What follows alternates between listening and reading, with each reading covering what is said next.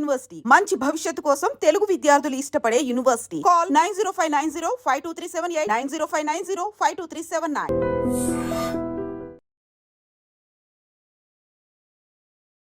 Welcome to I dream.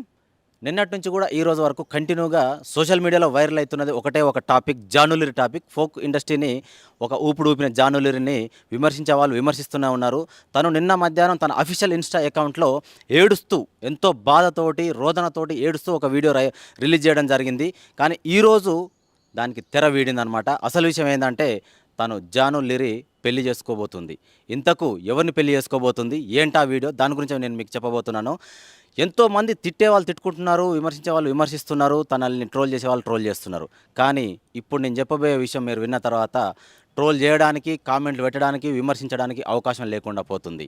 ఏంటంటే folk ఇండస్ట్రీలో folk singer Dilip Devgan ఒక వీడియో రిలీజ్ చేయడం జరిగిందన్నమాట. తన అఫీషియల్ ఇన్స్టా ఐడిలో జానులిరి మేమిద్దరం ప్రేమించుకున్న విషయం నిజమే, కొన్ని సంవత్సరాల నుంచి మేము ఒకరినొకరం ప్రేమించుకుంటున్నాము, పెళ్లి చేసుకోవడానికి కూడా సిద్ధమయ్యాము, నేను పోస్ట్ చేసిన ఫోటోలను మీరు వైరల్ చేసి ట్రోల్ చేయడము, జానుని ఇబ్బంది పెట్టడం కరెక్ట్ కాదని చెప్పేసి తన ఒక వీడియోని రిలీజ్ చేయడం జరిగింది. ఇప్పుడు నేను మీకు ఆ వీడియో చూపించబోతున్నాను. మెయిన్గా ఏంటంటే వాళ్ళ ఇంట్లో పెద్దలు ఒప్పుకున్నారు, మా ఇంట్లో కూడా మా అమ్మ నాన్న ఒప్పుకున్నారు, మీరు ట్రోల్ చేయడం మానుకోండి, తన వ్యక్తిగత జీవితంలోకి మాత్రం తొంగి చూడకండి అని చెప్తున్నారు. ఆ వీడియో నేనైతే మీకు ఇప్పుడు చూపించబోతున్నాను, ఒక్కసారి మీరు చూడండి. అందరికి నమస్కారం, నేను మీ సింగర్ దిలీప్ దేవ్గన్. ముందుగా నా పాటలను ఆదరించి నన్ను ఈ స్థాయిలో నిలబెట్టినటువంటి ప్రేక్షదేవులకి మరియు మీడియా మిత్రులందరికీ నమస్కారం అండి. నేను రీసెంట్గా ఏదైతే పోస్ట్ చేసినటువంటి ఒక ఫోటోని విపరీతంగా ట్రోల్ చేస్తున్నారు. అవునండి, నిజమే. నేను జాను త్వరలోనే పెళ్లి చేసుకోబోతున్నాము. మేము ఇష్టపడ్డాం, కలిసి బతకాలనుకుంటున్నాము.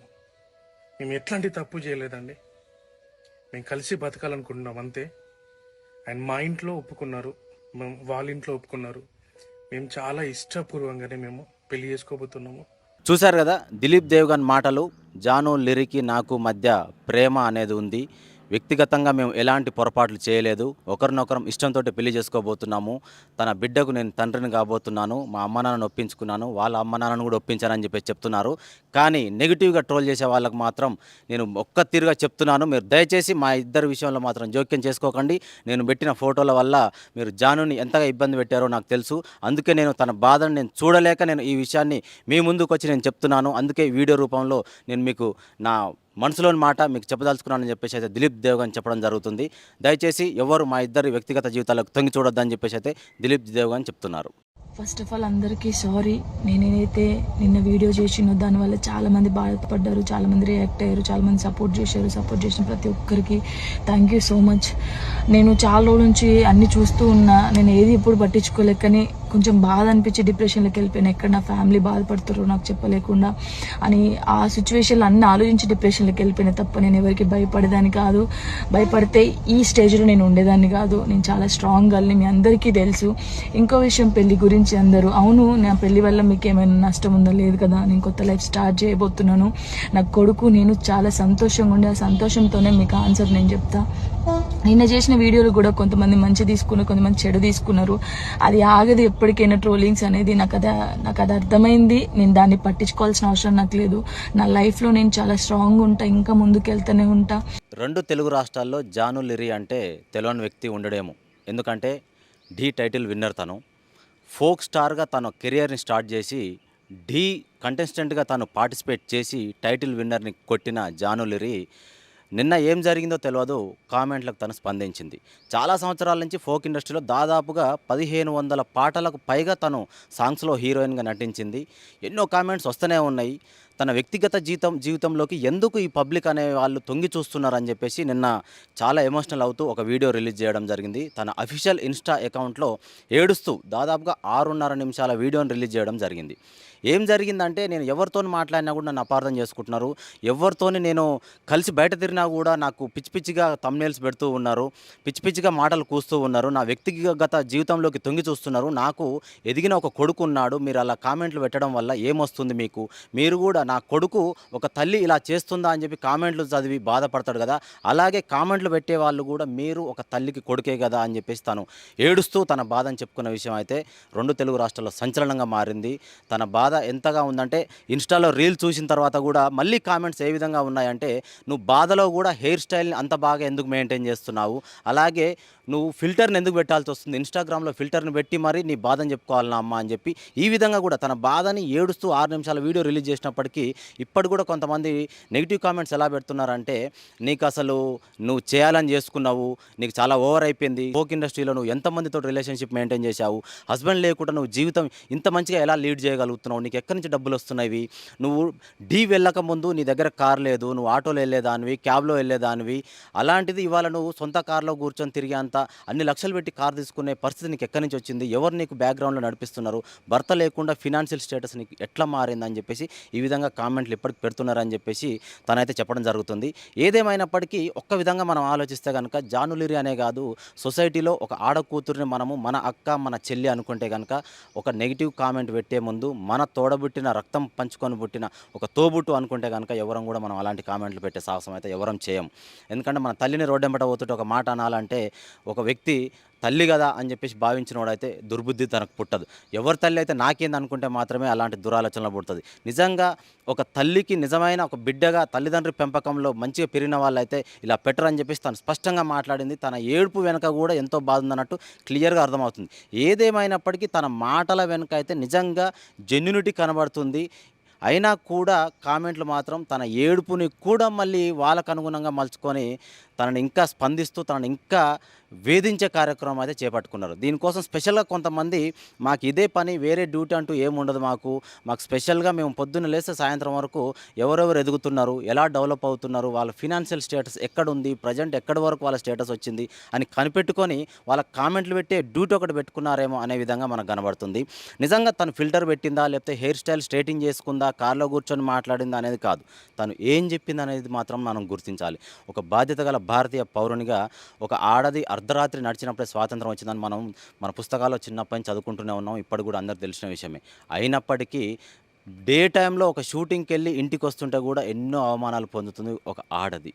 సినిమాల్లో కానీ, ఫోక్ ఇండస్ట్రీలో కానీ, ఇన్స్టా ఇన్ఫ్లుయెన్సర్స్ కానీ వాళ్ళ పనులలో వాళ్ళ వృత్తులలో ఏ పనులు చేసుకుంటూ వాళ్ళ ఎదుగుదలను చూయించుకుంటూ ఒక మంచి పేరు ప్రఖ్యాతులు సంపాదించుకునే తరుణంలో మాత్రం ఈ ఎవరైతే నెగిటివ్ కామెంట్స్ పెడుతూ ఉంటారో వాళ్ళని దిగజార్చే కార్యక్రమం మీద స్పెషల్గా వాళ్ళ ఒక జాబు, నాకు ఈ జాబు ఒక ప్రైవేట్ జాబ్, ఇది నాకు ఒకరు ఈ జాబ్ అరేంజ్ చేశారు, నేను దీన్ని ఉదయం నుంచి సాయంత్రం వరకు ఈ కామెంట్లు పెడితే నాకు ఇంత శాలరీ వస్తుందని కంకణం కట్టుకొని మరి కామెంట్లు పెడుతున్నట్టు అనిపిస్తుంది.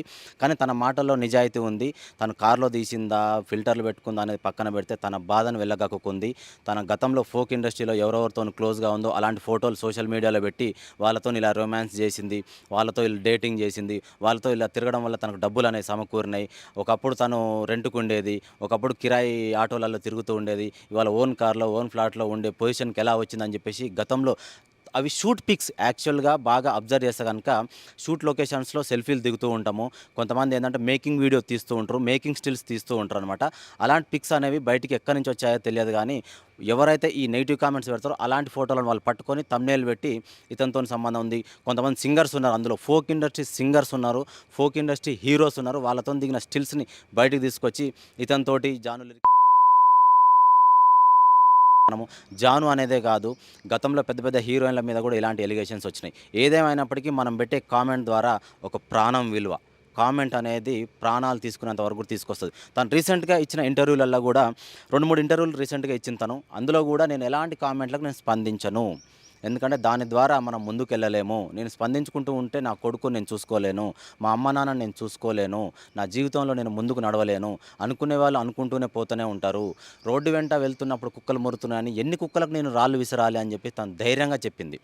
అయినప్పటికీ అంత ధైర్యంగా రీసెంట్ కాలంలో దాదాపు 15-20 రోజుల క్రితంలో చెప్పిన మాటల తర్వాత కట్ చేస్తే అదే 15 రోజుల తర్వాత తను చాలా సెన్సిటివ్గా తీసుకుంది, మనసుకు తీసుకుంది. నేను ఎంతకని భరించాలి, ఎన్ని రోజులు భరించాలి, నేను నా వల్ల కావట్లేదు, నాకు చనిపోవాలనిపిస్తుంది, నా కొడుకు ఉన్నాడు, తను ఏమైపోతాడు, అనాథ అవుతాడేమో, నేను చనిపోతే నా కొడుకు ఏంది, నా తల్లిదండ్రులు ఏంది, వాళ్ళని చూసుకునే బాధ్యత నా మీద ఉంది, నేను పెళ్లి చేసుకుంటే ఏంది, పెళ్లి చేసుకోకపోతే ఏంది, నేను ఎలా జీవిస్తే మీకెందుకు అని చెప్పేసి తను కన్నీటి పర్యంతమైంది.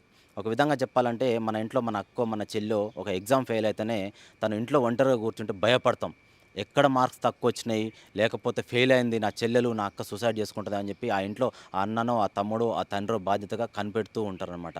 ఎందుకంటే ఈ రోజులో చాలా సెన్సిటివ్ మ్యాటర్. ఎగ్జామ్ ఫెయిల్ అయితేనే మనం సుసైడ్ వరకు తీసుకునే ఈ రోజుల్లో అలాంటిది నువ్వు ఆంతో తిరుగుతున్నావు, వీంతో తిరుగుతున్నావు, నీకు వాళ్ళతో ఎఫ్ఐఆర్ ఉంది, వీళ్ళతో ఎఫ్ఐఆర్ ఉంది, నువ్వు కార్లలో తిరుగుతున్నావు, నీకు ఫిల్టర్లు అవసరమా, నువ్వు డేటింగ్ చేస్తున్నావు, నీకు ఇంత ఫినాన్షియల్ స్టేటస్ ఎక్కడదని చెప్పేసి ఇలా నెగిటివ్ కామెంట్లు పెడితే మనకేమొస్తుంది? ఒక్కసారి ఆలోచించే బాధ్యత కూడా మన మీద ఉంది. ఎంతైనా జాను చెప్పింది మాత్రం జెన్యున్గా తను ఏడుపుని కూడా మనము దాన్ని మనము మైనస్గా చేసి చూపించకూడదు. తను ఎంత కడుపు రోదనకు తను ఆలోచిస్తే తన కడుపులోని మాటలు అంతగా వస్తాయి. ఒకసారి మనం కూడా ఆలోచించాలి మిత్రులారా.